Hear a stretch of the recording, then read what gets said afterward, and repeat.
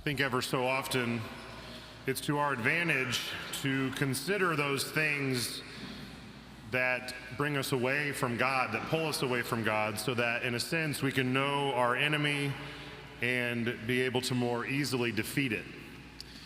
And this Sunday's readings give us cause to do that with the sin of pride.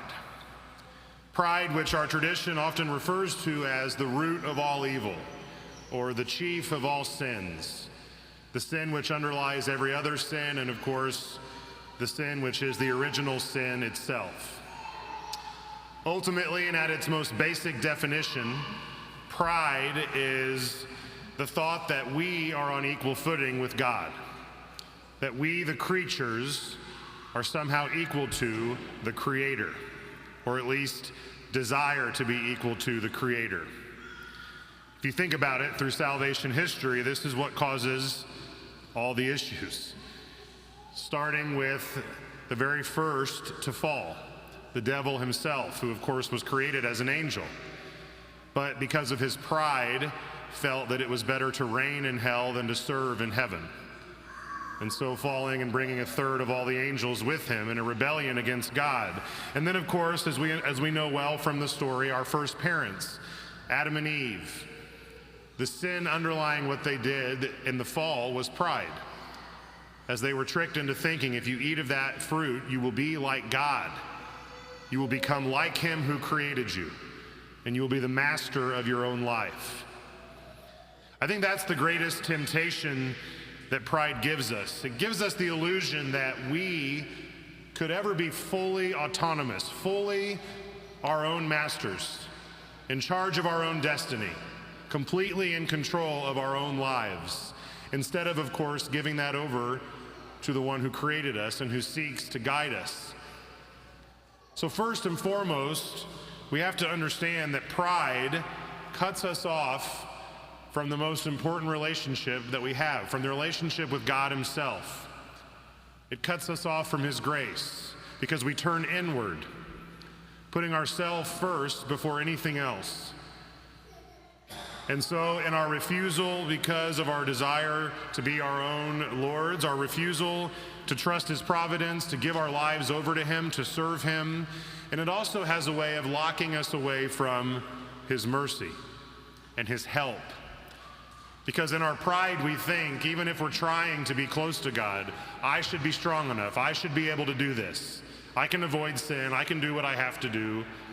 And when we fall again and again, oftentimes into the same things, it's because of pride that we don't realize how utterly dependent on God we are. Not only to avoid sin, but to do good in the first place. How it's much more about our ability to avail ourselves to his grace than it is about our own strength and willpower. The other thing, of course, that pride does, after it has cut us off from our God, is it separates us, it cuts us off from one another. It turns us against each other. This, of course, is the story of the fall as well. As soon as they are cast out, as soon as they realize that they have turned from God, they blame each other. Adam and Eve immediately blame each other for what had happened. And so often in our world, we can see the effects of this. When we turn inward, when we think that we are the only ones that matter, we can see suffering around us and do nothing.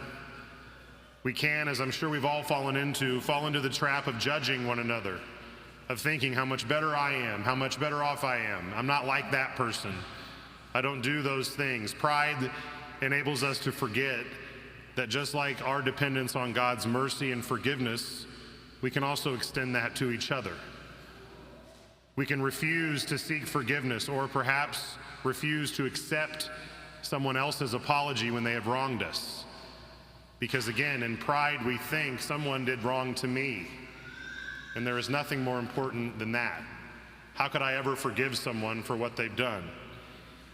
And so here we see all these things. We see it face to face, what pride does. And as I said, the more we can recognize it, the more we are able then to fight it. And how do we fight pride? Well, of course, for every deadly sin, of which pride is the prime one, there is a virtue to counter it. And unsurprisingly, the virtue that counters pride is humility. Just as pride is the root of all evil and the greatest of all sins, humility is the greatest of all the virtues. Because humility undoes that which brings us away from God. In humility, we are able to entrust our lives over to our Creator, to realize that we are not our own masters, and that we are so much better off serving the one who created us and called us to himself. And the more we serve him, the more we allow him to be the guide of all that we do, the more we bring him into our lives each and every day, the greater and happier our lives become.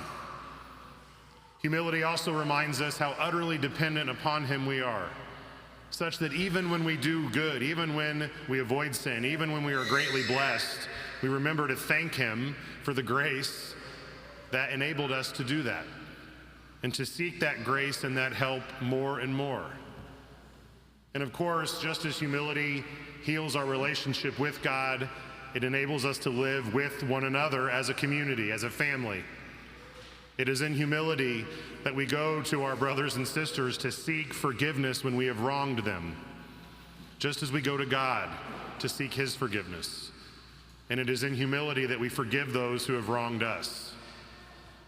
Humility allows us to celebrate each other's successes instead of becoming envious. It enables us to see each other's needs and to extend ourselves such that, realizing we are not all that matters, we are not the most important thing in this world, and that God has called us with each other to serve each other. And again, that is ultimately what brings about happiness in this life. And so we are called to grow in humility. I want you to think of two figures in our salvation history, two figures that we know about because of the tradition and because of revelation. One I've already mentioned, the other being the Virgin Mary. Think of Lucifer, the highest of all the angels.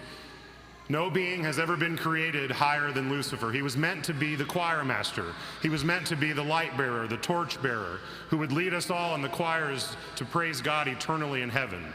This being created so high is now the lowest of all creatures because of pride, doing only that which he can to drag as many down with him as he possibly can.